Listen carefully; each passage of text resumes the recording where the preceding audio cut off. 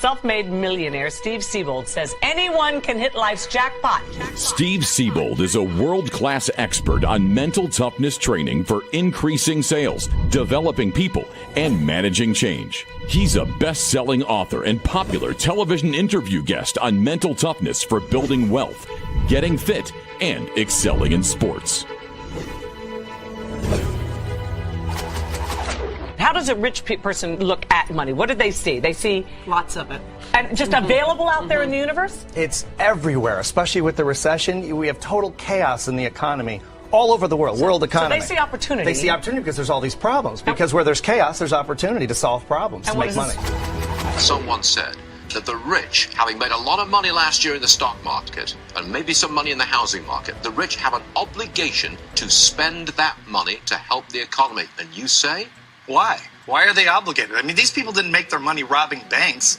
They made their money solving problems. Because it would be good for the economy. So is solving problems. I mean, do people want their problems solved or not? If they want their problems solved, you're going to have to look to the innovators, the job producers, the creators. Ladies and gentlemen, please welcome Steve Siebold.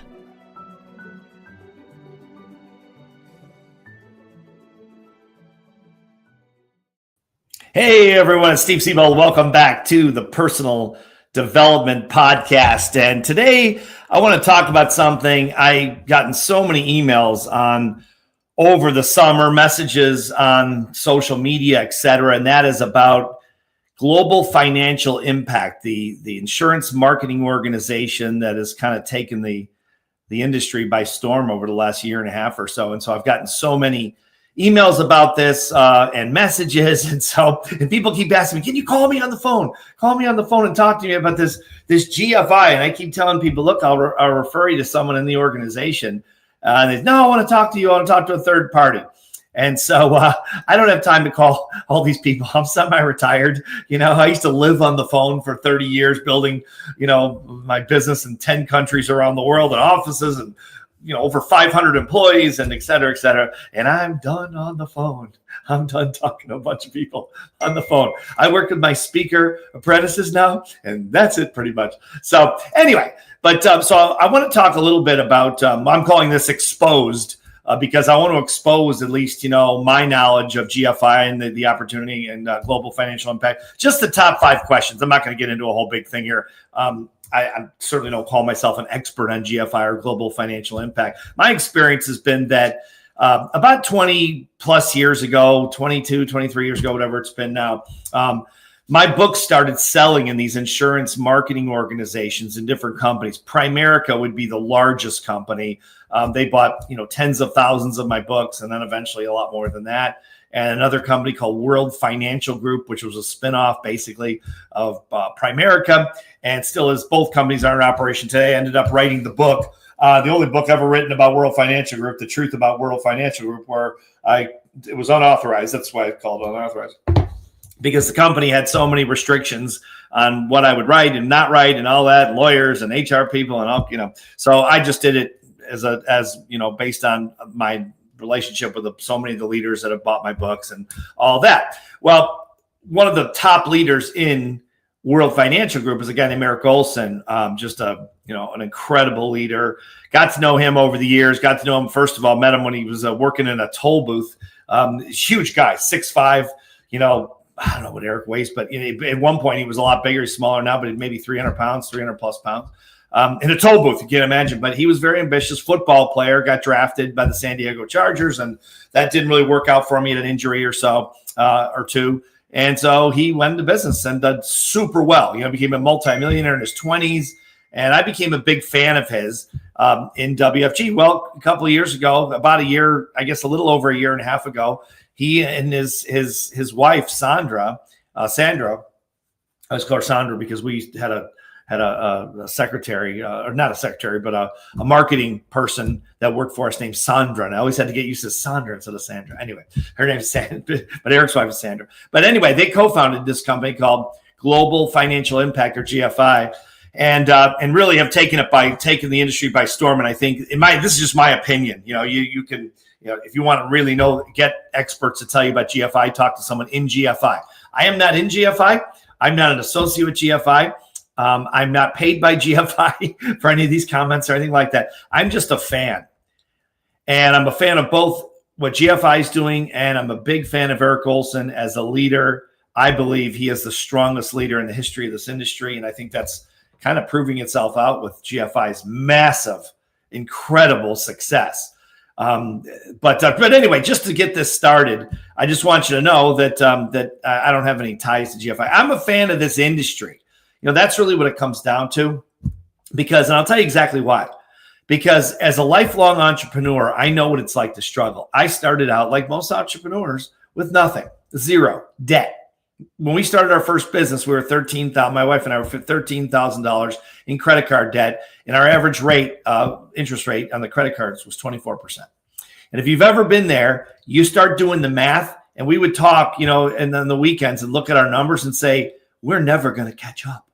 We're never going to catch up. We're going to keep getting farther and farther and deeper into debt, and we're not going to be able to do anything. I mean, we're going to starve at this point, and eventually go bankrupt. And you wake up at 3 a.m. worrying about money, and it's not a funny thing. Well, luck would have it that we worked hard, but a lot of people work hard, and we got some breaks, and we got a mentor.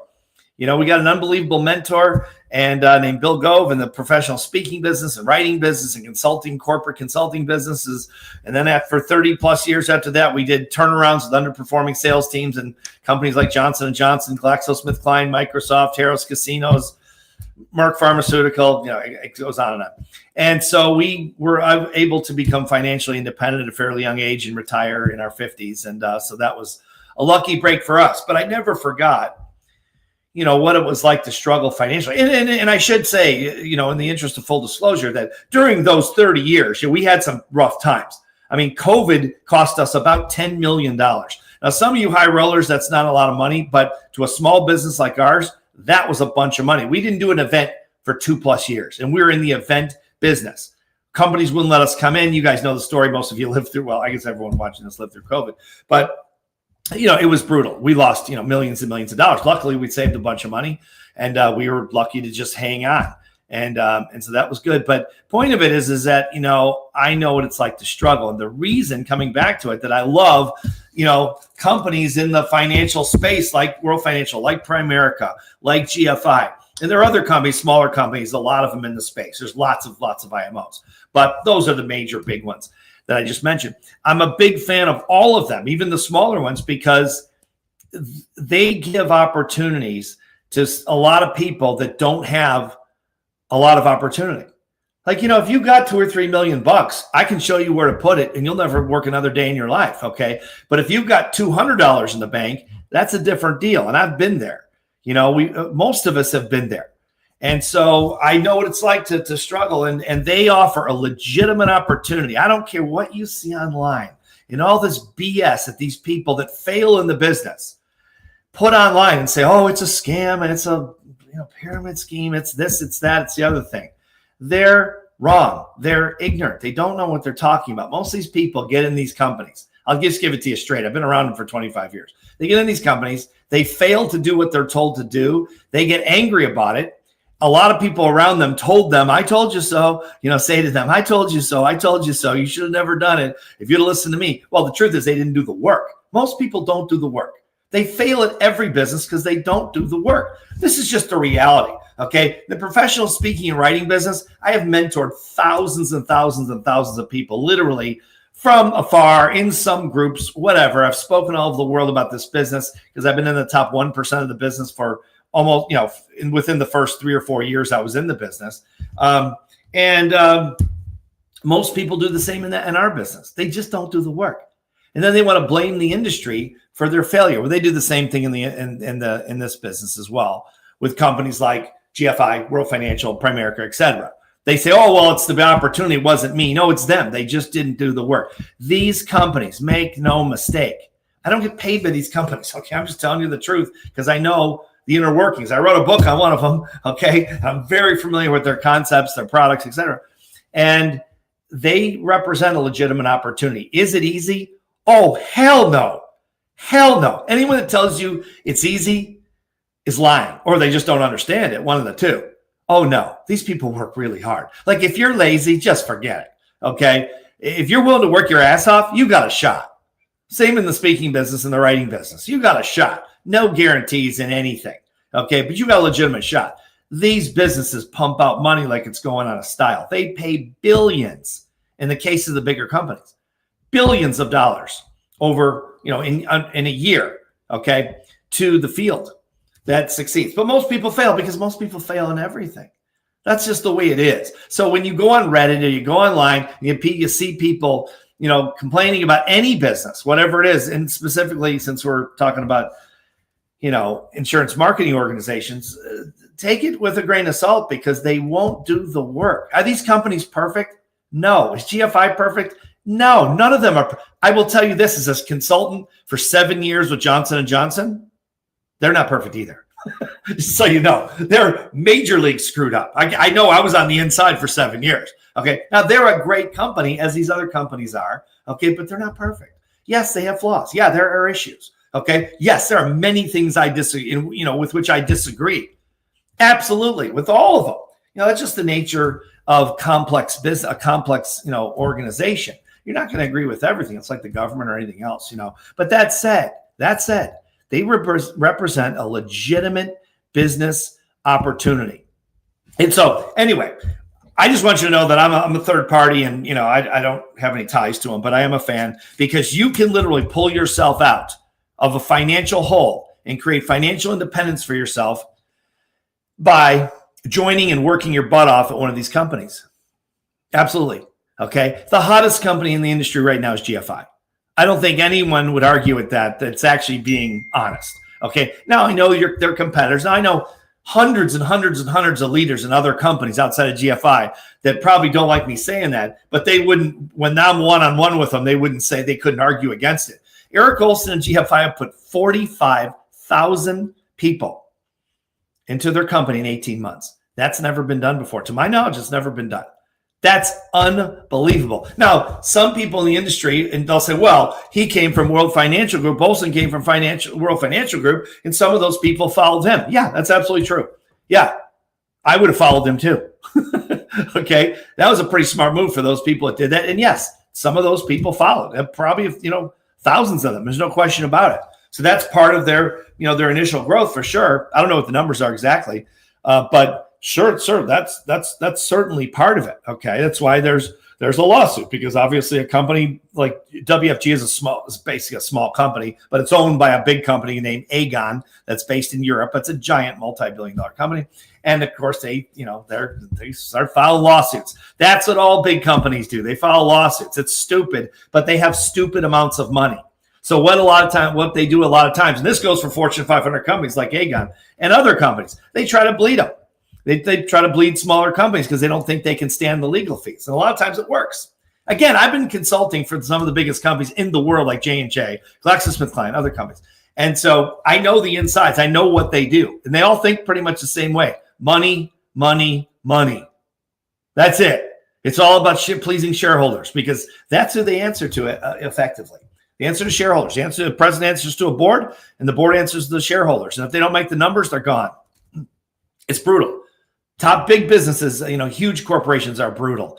And so, so there's been some issue with that, with lawsuits and all that. But, that's, I think it's stupid. I thought it was stupid when Johnson & Johnson did it. Okay. But, and I made that very clear, but, they don't listen to me all the time. Even when you're a consultant, they're paying you millions of dollars. They don't listen to you. But that is what it is. But anyway, what I thought I would do is give you the 5 most common questions that I've gotten about this company. This is their logo, GFI, if you haven't seen it, Global Financial Impact, if you're having a look at this company. Just some of the 5 that I really, that I've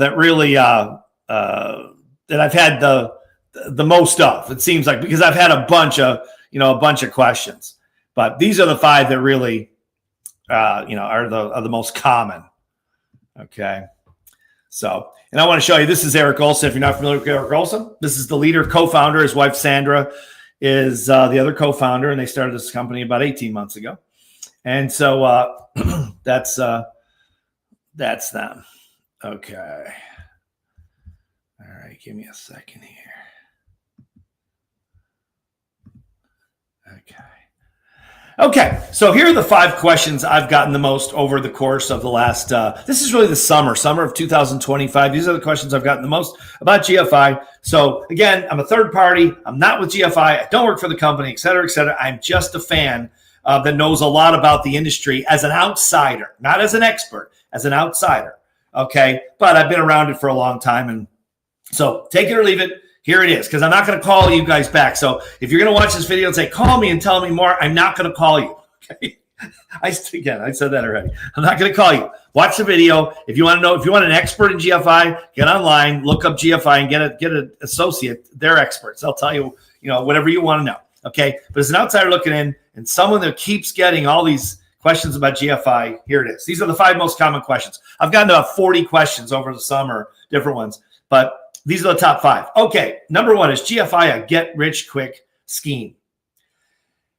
No, it's not. In any way, shape, or form. If you're looking for a get-rich-quick scheme, you shouldn't be an entrepreneur, okay? You shouldn't even be in business because there are no get-rich-quick schemes. Now, if you find one that's legal, let me know, okay?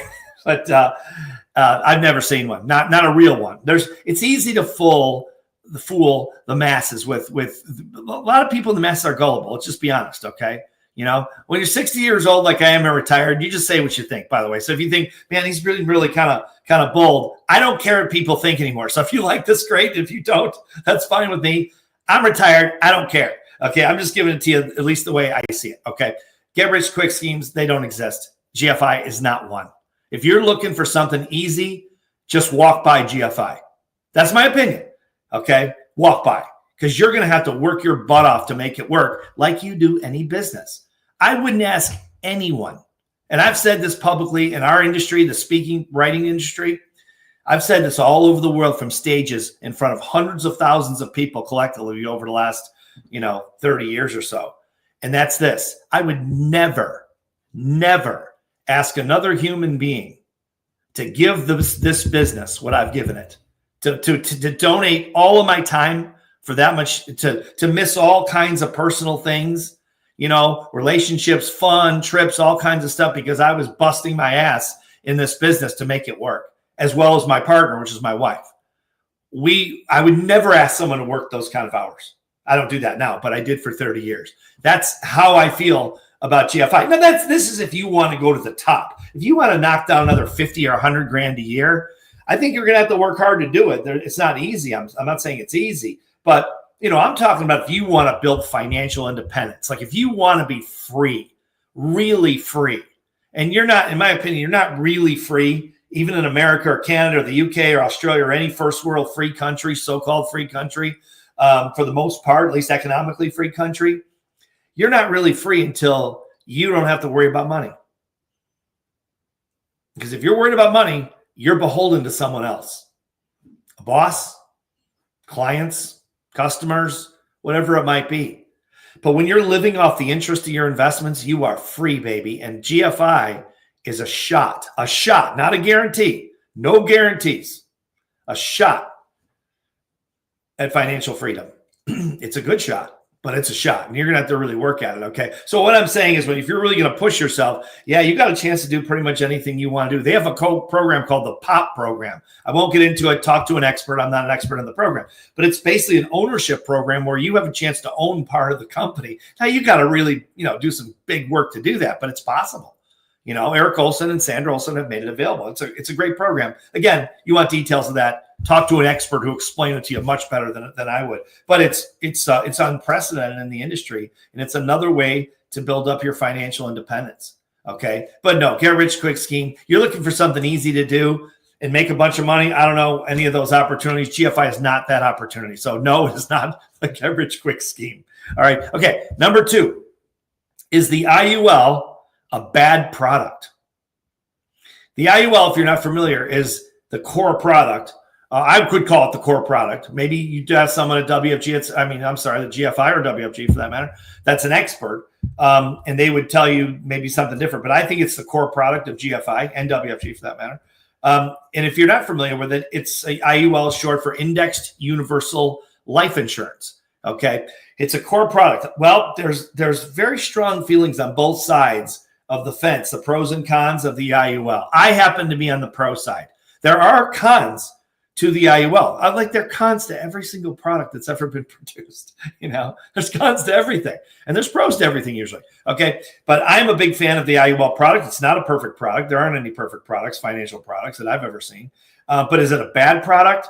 No. Now, the crazy part about it is you will hear people like Susie Orman and Dave Ramsey come out and say things like, oh, the IUL is a terrible product. And there are a lot of people like that who you'd think would actually know what they're talking about, and they really don't. Dave Ramsey, for example, people ask me all the times about Dave Ramsey. I think Dave Ramsey's done a lot of good for people because, he was very smart. He's a very far-right religious guy, and he went to the church, and people followed him because he's religious, and they had said that in common, which is very smart on his part in terms of marketing. He became a radio personality, and that's what he is. He is a radio personality, and a very successful one at that. Then he became a real estate investor and all the rest of it, okay? So that's all good. Good for Dave Ramsey, no problem. He is no financial expert.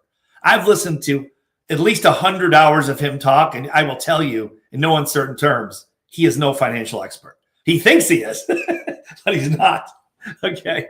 He is a radio personality and a very successful one at that. He's helped a lot of people, especially church people that he goes to, get out of debt. And I think he's right about pay your house off, all those kinds of messages, which are very good messages, no question. He's done a lot of good for a lot of people. He's also hurt people because he doesn't always know what he's talking about. And that's very common in the financial space, So you'll hear people like that put down the IUL. Oh, it's a terrible product. It's a terrible product. Okay, it's not a terrible product. Let me explain just the basic. Again, you want an expert, go to GFI, someone GFI or a financial person, every financial person, or insurance person, and see what they think. Different people have different takes on it. But the reason I like the IUL product is because it's a combination of insurance, life insurance, and an investment product. Now, people, again, like Dave Ramsey and some other people will say, oh, no, you don't ever mix a financial product, an investment product with a life insurance product. Well, that's wholesale advice, which usually in the financial space is not good advice. It's like saying Amazon's a great company to invest in. Other people say, no, it's a terrible company. It's overpriced. It's like you get a lot of opinions, okay, on these things because they're complex. The IUL is a very complex insurance product. There's no question about that. Okay, it needs to be structured correctly to make it work for you personally, for you and your family situation. That's the key to it. It's not just a generic product that's easy to understand. It's not. That's why people like Dave Ramsey don't get it because they've never really, I don't think, studied it. It doesn't sound like he's really studied it. Okay, you want a financial expert, just like someone that's just a world-class financial expert. It ain't Dave Ramsey or Susie Orman. The guy you want to look up, not connected to me or GFI or WFG or any company I've mentioned so far. He's completely independent. His name's David McKnight. David McKnight. Look him up online. He's on YouTube. I think he's on Instagram. He is brilliant. That guy knows what he's talking about. That's the guy. When push comes to shove, I look up David McKnight or someone that's connected to David McKnight for the answers because he really knows what he's talking about. He's a true world-class expert. And anyone in the financial space high up knows that knows that name. So David McKnight, look him up. If you want to, he'll talk. He talks somewhat about the IUL product, and he really understands. He breaks it down. The reason I like the IUL product as a combination life insurance, which is pretty basic, right? Life insurance, permanent life insurance. Okay, which means you can't outlive it. If you qualify for the life insurance, it's as long as you pay your premium, you get it for life. They can't take it from you as long as you pay the premium.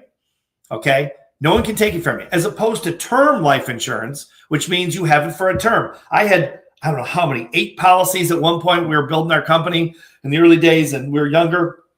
And I thought, God, if I get hit by a bus, this whole thing, all these employees will be gone. And, we'll have a lot of trouble because money was coming, but money was going too, And so I had all these $1 million policies, these term policies. Well, they were 20-year policies and they expired. Right? They finally, had their term and that was it. Now there's no insurance there. So about 98% of term life insurance policies time out. And that's good because that means the person lived, right? But they're also exposed now. They don't have the life insurance anymore. Not everyone needs it. I am a fan of life insurance. I am a conservative, value-based investor. Okay, I'm an investor, a small investor that lives off the interest of my money, and I have for a very, very long time.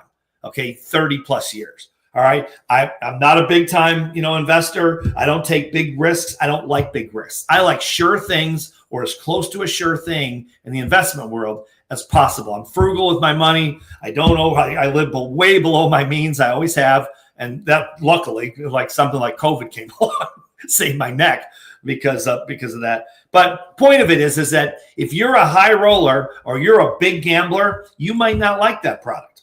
I don't like gambling. I like sure things. If I go to Vegas, I don't want to play the slots. I want to own the house. I want to own the slots because the house always wins eventually. Okay. I'm not telling you how to be, what kind of investor you should be. I'm conservative. I like conservative. Because as long as you have enough money, you answer to no one. I don't know about you. I'll be honest with you, at 60 years old, and this was when I was 15 years old, I never cared about having a bunch of stuff. Oh, yeah, I bought a bunch of stuff along the way because you get stupid along the way, and I did. Mansions and, fancy cars and big boats and, everything else. And it was all fun, and it was all pretty stupid, frankly, because the best thing in the world is money in the bank.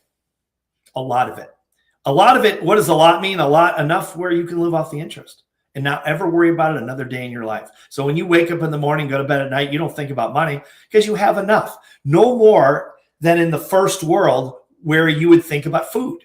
Why would you not think about food? Why don't you think about your next meal? Because you don't have to worry about it. It's going to be something.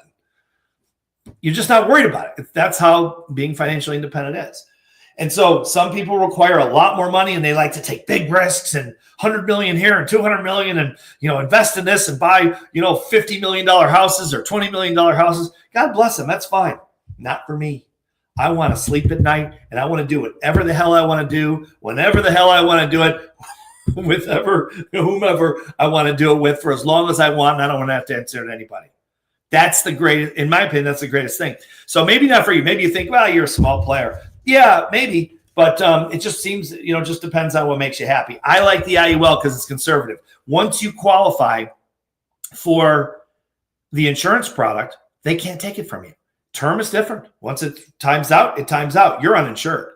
I don't like that. Okay. I'm willing to pay a premium to hold on to that life insurance. Because remember, if you get sick or something goes wrong and you can't qualify for insurance, you ain't ever getting insurance again. It ain't going to happen.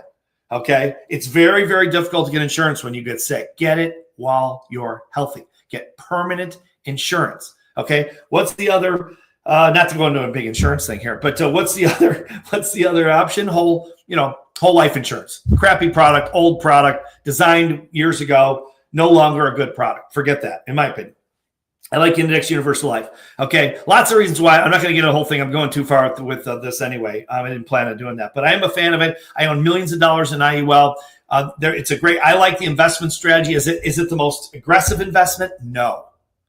The most aggressive investment. Well, there's lots of them, but the market obviously would be one. I'm in the market as well, like most investors.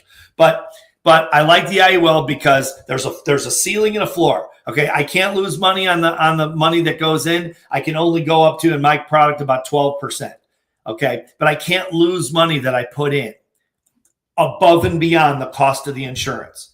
Okay, so if I'm losing you right now, I'm sorry about that, and I'm not going to go into any more detail about this because you can look it up. Go to ChatGPT and type in Index Universal Life and get it to say, explain it to me like I'm 12 years old, and it'll break down the pros and cons. ChatGPT knows the whole thing. You don't need to listen to me. Okay, but that is their core product, and I really like it. Again, a lot of people don't. I like it because the biggest problem you have when you start making, $200,000, $300,000, $400,000, $500,000 a year and more is taxes. Taxes are what you pay. What you really pay, that's your biggest bill, And so you need to minimize your taxes, and you don't want to not pay your taxes because they will put you under the jail. The IRS has a funny thing about getting their money. You know how good the government is at spending money, right? Yeah. Not so good at saving it, or investing it, but they are good at spending it. So the IRS always gets their money. Do not try to fool the IRS. They will put you in prison. They'll take everything you have. So you got to pay your taxes. But you want to minimize your taxes, right? You want a tax-advantaged product. And that's what this is. And they call it the rich man's bank. Many wealthy people. I've been interviewing wealthy people for over 40 years, multimillionaires, billionaires in some cases, for over 40 years. And they love, most of them, not every one of them I've ever interviewed, in an interest in full disclosure, but most of the ones I can remember in recent years, since the IOL's been around, love it because the tax advantaged opportunity it presents. I'm not going to go into the details of that, but I'm just saying this is a good product. Now, here's the kicker.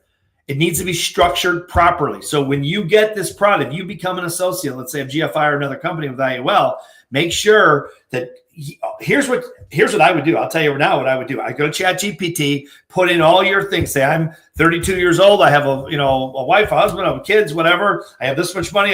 Put all your details in ChatGPT and say, I'm buying an IUL product, an Index Universal Life product. I want to know how to structure it to the best so I can have it, be a great tax advantage product for me and my family. And also, have permanent life insurance and to be able to use it as my own bank to take loans out from the money I overfund the product with. Okay. So it's a mouthful, but go to ChatGPT and then show it to the insurance agent or the associate that you're working with and say, can you structure it the way ChatGPT said to structure? Do you agree with it? Do you not agree with it? That's what I would do. Okay, why not? That's the technology we have available to us. I love the IUL. I have the IUL. I've used it as a personal bank forever. A lot of wealthy people do. I love the product. Okay, not everybody does. I think it's a great product. I really do. Okay, so sorry that was so long. Way longer than I expected to talk about that. Okay, number 3. You've said, meaning me, on social media that GFI was the best business opportunity of 2025, 2026. Why? What makes it so good? Okay, a couple of things. One, anytime a value-based investor, in my opinion, a value-based investor looks at a company, whether you're going to join the company as an employee or GFI doesn't have, they have employees, but if you're going to join as an associate or you're going to invest in the company, if it's a public company, which GFI is currently not, I think they will be, but they're not now. You want to look at, as a value-based investor, who is leading the company? Who is the leader? What's their philosophy? What is their growth strategy? What is everything you can find out about the leader? I'll give you an example. I have a fair amount of my portfolio as a conservative investor in Amazon.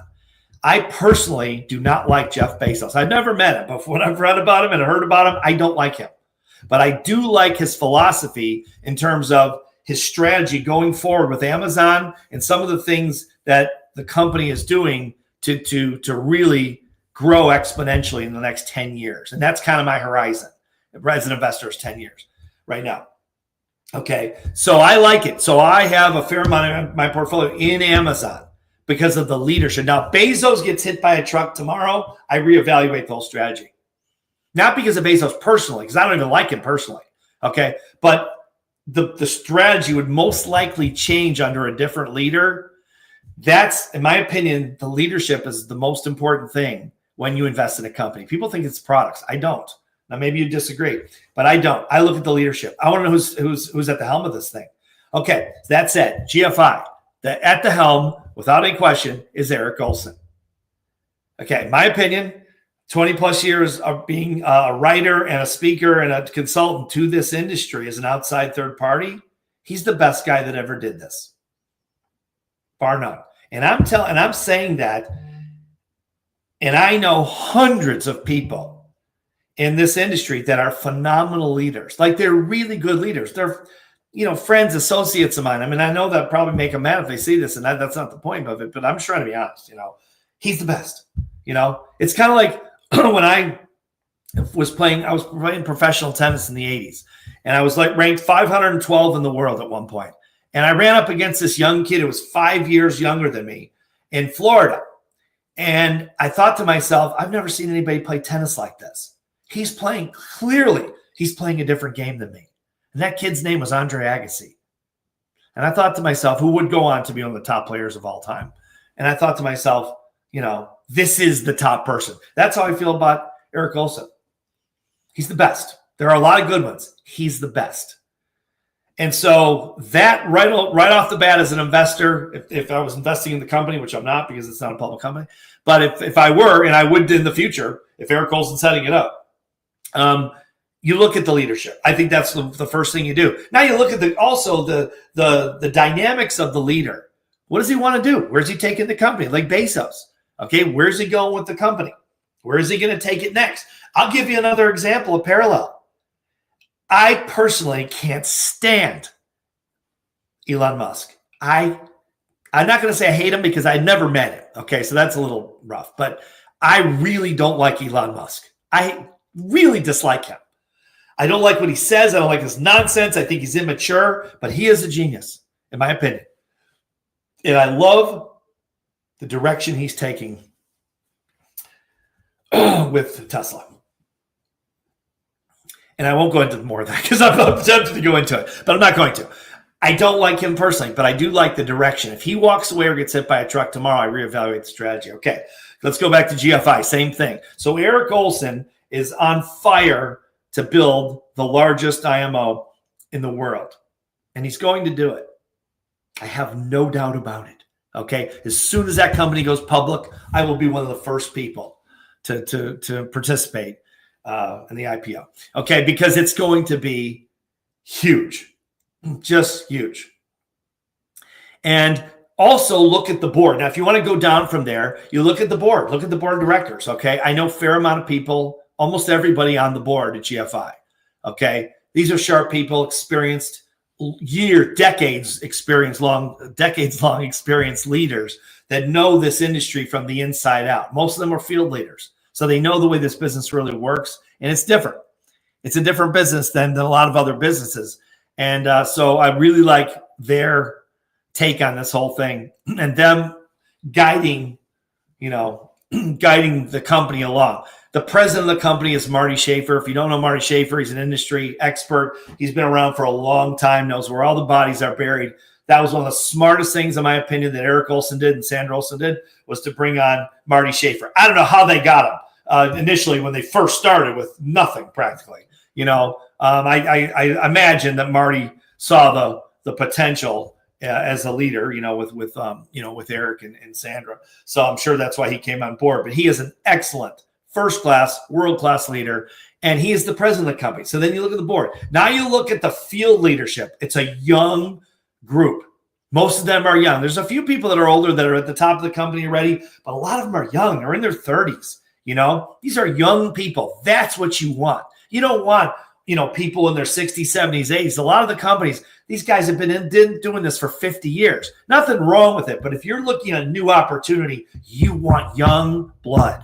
You want younger people, because young people don't want to be around people and be in business with people that are 40 years older, typically. Okay. You want young bucks, people that think in a different way. Okay. They grew up with technology. GFI is leveraging technology better than ever any IMO has ever done it. Okay. Another story for another time. They are brilliantly leveraging technology. Okay. The life insurance industry, and life insurance people won't like this probably, but this is my opinion. Okay. It's known for being notoriously slow when you write a policy up and getting people approved, someone approved for life insurance. Sometimes it takes months. And people, because it's not a shiny toy, a lot of times agents become frustrated because people cancel. They go, hey, what's happening with the life insurance thing? And then you go, well, we're still waiting on approval. And they get tired of waiting and they cancel it. And it's really very sad because people, you get sick and you don't have insurance and someone dies in the family, the primary breadwinner, and the family's destitute. And it happens every day in this country. And it's very sad. So it's a very important product, but most people just don't take care of their finances. They just don't. And so they cancel when they don't get it right away. Well, technology, GFI is getting approvals sometimes in minutes because they're leveraging, AI, they're leveraging technology. AI is evaluating, the policies, and they're approving them or not approving them, whatever. But it goes fast, and that's That's a whole big thing. I won't get into that either. I'm tempted to I'm excited about that because so many people will get these products, these insurance products. Everyone should have more life insurance pretty much than they have for the most part. It's a big deal. And it's not a sexy product. It's not a new Corvette. It's not a big house. It's not a flashy boat. It's not a fun toy, but it's something that if you're a responsible adult and you have a family, you better have good life insurance because otherwise you're not responsible. It's like not having a will. You're just irresponsible. You have a family that relies on you. You have a will. You have your financial house in order. I don't care if you got money or not. Okay. Especially if you don't have money, make sure it's in order so you don't leave people with a mess. And that happens every day in this country. And it's pathetic. It's irresponsible. And a lot of people do it, because it's not fun. It's not sexy. It's not flashy, but it is important. Very important, especially if someone dies. Okay. So what makes it the best business opportunity? Okay, so leadership. That's it. I mean, that's the main thing. Technology, obviously, they're leveraging. But I'll tell you the truth. The reason I really believe it is the best business opportunity is because there's money involved here. Again, like I said in the opening here, you can make a lot of money in this industry. And other companies you can't too. I'm in the industry. It's not just GFI. But GFI, because of Eric's leadership, because of Marty Schaefer, because of the board they put together, because the field leadership is young, and a bunch of these pieces of criteria, they are pushing so hard to grow this company, and I don't see that in other companies in this industry. They're all good companies. I like them. I mean, everyone I've dealt with has been really good. The leaders are super nice. They're good with their people. There are some bad ones, but most of them are good, and they really help people and all the rest of it. But these guys are pushing like there's no tomorrow. You're in the hottest thing going, and I don't think it's going to slow down anytime soon. 45,000 associates in 18 months. I don't care if some of them came from WFG or not. I know they did. So what? That's unbelievable. If you're new to the industry, you wouldn't know that. It's just a number to you. But as you get into it, you'll see how unbelievable how that is. And that is the direct result of Eric Olson, Sandra Olson, Marty Schaefer, and the entire board and the leadership team. And the field leadership team as well. These guys are pushing like there's no tomorrow. It's very impressive. I mean, if I was a young person starting out with no money, for the cost of a life insurance license, and I think $100 or $200, you can start this whole thing for $500 or $600. And then if you don't have $500 or $600, you could put that on a credit card. That one I'd be okay if to finance your business, a potential 6-figure business, 7-figure business, maybe. No guarantees, but a shot. I wish they had this when I was starting out because I would have done it in a heartbeat. I wouldn't even thought twice about it. What's your downside? You learn about money. You learn how money works. You get your finances in order. If the business isn't for you, quit. So what? What have you lost? You got your finances straight. You know more about money than you ever have known in your life. You're going to get a hell of an education on the basics of personal finance. Okay? And that's going to be something you'll carry with your whole life. You can't lose unless you just don't do anything. Get your finances straight first. So you're an example. I don't care if you have no money. Get your finances straight. Okay. Even if you don't have hardly anything, get your insurance set up, get things on track, get a budget, get them to help you. And then when you go prospect with people, you tell them what you did and they can follow your example. And if you don't like doing it after a year or 6 months, quit. What have you lost? It's not a big risk. Again, I like conservative investments. GFI is a conservative investment that has a potential upside that is staggering. Okay, that's why I think it's the best business opportunity of 25, 26. Let's see how it goes going forward. If it'll be the best of 27, in my opinion. I think it will be. I have no doubt.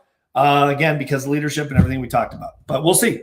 Okay, question number 4. How much time do I have to work each week to be successful in GFI? Can I do it part-time? I will tell you, again, I'm an outsider. So if you want an expert's opinion, again, find a GFI associate and ask them these questions. They're experts. They do this every day. I'm just an outsider looking in. Okay, I have a lot of experience on the outside, but that's still the outside. So keep that in mind. I couldn't give you an exact number, but I would definitely, unless you got a bunch of money, start it part-time. You don't even know if you're going to like it. You might make, of course, you can make a bunch of money. Yeah, sure. But if you hate what you're doing, you're not going to enjoy the money anyway. So I would start part-time. Absolutely don't do it full-time. I wouldn't. Unless you're an industry insider or something, you know the business like the back of your hand, you're coming from another company, that's different. But I mean, for most of us, that are watching this, probably most people, you're going to want to start part-time. How many hours does it take? As long as it takes. I mean, it's like saying in the speaking business, I can tell you as an insider in professional speaking and writing business, how long does it take? It takes whatever it takes. What do you want to do? I don't know. You want to make 50 grand a year? That takes a certain amount of time. You want to make 500,000 a year? You want to make $1 million? Whatever it is. I wanted as much as I could possibly earn, so I put a lot more time in our business. But it depends on your goals. Talk to a GFI expert, someone that's in it every day, and say, hey, what am I looking at time-wise? I got a job, I got a business, whatever. And ask them. I couldn't give you a real number. Okay. Here's the last question before we wrap. Why are some people attacking GFI and others seem to love it? That's a really good question. They do the same thing with World Financial Group. They do the same thing with Primerica. Okay. And I'll give you my opinion. And again, if you want someone on the inside, ask them what they think about it. Here's my opinion. Okay.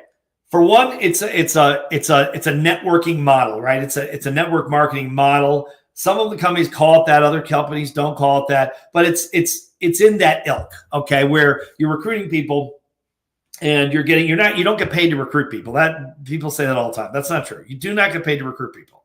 Okay. You get paid a percentage of what your team brings in and what you bring in. Okay, so that's how it actually works. But a lot of people have a problem with that model. They see it and they look at it and they go, oh, it's like Amway or something like that. And Amway's been around for a long time. Rich DeVos, who founded Amway, was a good friend of mine for 25 years. So I mean, it's not like Amway's still a multi-billion-dollar company. So people, it's illegal, it's a pyramid. No, it's not. It's already been litigated. It's nonsense. That was 50 years ago. Okay. This company is legal. All these companies are legal. But people, have heard so many myths about this industry. They think, oh, it's bad because it's like a pyramid. All the people at the top make the money. Yeah, the people at the top make all the money and everything. Okay, they make it at Johnson & Johnson too. So don't be fooled by nonsense. You have to look at when you're doing research on a company like GFI, you've got to realize that most people are ignorant when it comes to business. They are. I'm not being a jerk. I'm trying not to be a jerk. But most people are broke. They don't understand anything about business. They have no idea what the hell they're talking about, but they like to go online and talk about it. Things that they do the same thing in the speaking business and the writing business. People say, oh, let's write a book and sell 1 million copies. You know how many people sell 1 million copies of a book? Almost no one. Okay. It's very, very rare, And so you'll read a lot of different things and whatever. They'll attack the model. They'll say, well, I got in and I bought the IUL, and then my neighbor said, the IUL is a terrible product, or my financial guy said it's a terrible product, and I got ripped off, and so what do I do now? And or it's a pyramid scheme, or I tried it and people didn't like it, they didn't want to get involved or whatever, and so they fail, and then they don't look at themselves in the mirror and say it was my fault. They look at the company or the industry and go, well, it's GFI's fault, or WFG's fault, or Primerica's fault, or whomever. They don't want to blame themselves. That's 99.9% of the people I've run into. And I've run into a lot of them over the years in book signings all over the country and in Canada, frankly, with this thing. Well, I haven't really made any money yet and I've been doing it for 3 months. It's like, then go to work. Don't blame the company. Don't blame the comp plan. If someone in this business is making money and you're not, and you have the same opportunity, let's see. I'm not like an analyst exactly, but I would tend to look at you as the problem. Okay, no problem. It's okay. Get your mentorship from someone, a good leader. Have them tell you what to do. Go do it, or don't do it. Go back to your job and forget it. But don't blame a company or an organization or an opportunity when other people are succeeding at it and you're not. It makes no sense. It's just illogical. Okay. And again, many people are illogical. So you'll read all kinds of crap, and all kinds of things about, organizations, whatever. They say there's all kinds of people that hate Mercedes-Benz. They hate Johnson & Johnson. They hate Microsoft. And they have all these. So, it's in every company. But that said, insurance marketing organizations and multi-level companies do tend to get a lot of heat because there's a lot of stories.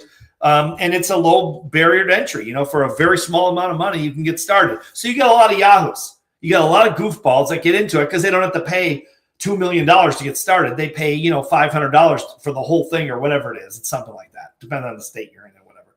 But it's a very low amount of money. Okay, so you get a lot of goofballs, you get a lot of riffraff that come through, and they have no business ever being in a business. They should be working, at the steel mill for the rest of their life. No put down, but it is what it is. Okay, you don't have to be a genius, but you have to have some business acumen. You have to have some discipline, some work ethic, or just forget it. You don't belong in business.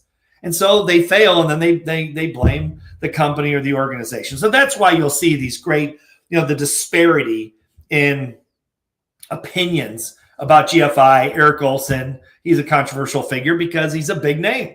He's been out there for a long time, and he's done a lot of big work, and there's a lot of jealousy also. A lot of jealousy about guys like Eric Olson.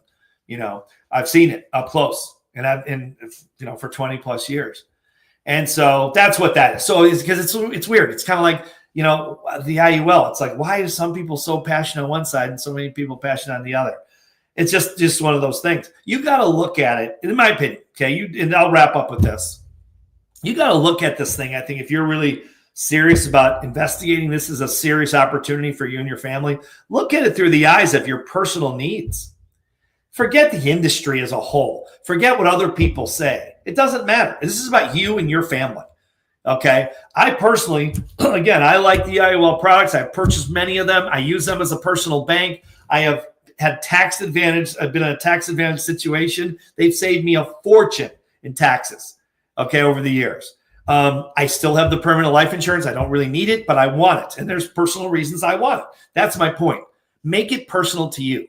I like the fact, even though I've got enough money, I like the fact that if I get hit by a bus tomorrow, that my wife gets a whole bunch of money, that she can do whatever she wants with, whatever, give it to charity. I don't care. But I like that. It's just I'm not saying that's the way you should do it. I'm just saying personally, I like that. I feel good about that, and it may be different for you. Maybe you think, well, that, I can save that money and do something else with it. Okay, whatever. You make the decision. But I would make your decision if you're thinking about GFI and going into it.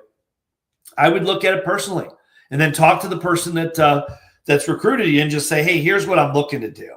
I want to make $200,000 a year. I don't care about being rich. I want to make $200,000 a year. I want to have a tax advantage situation. I want to become a value-based investor. I want to learn how money works. I want to, I want to buy a house, pay it off at some point, put my kids through college, whatever it is. That's what you do with a financial person. You walk them through your personal situation.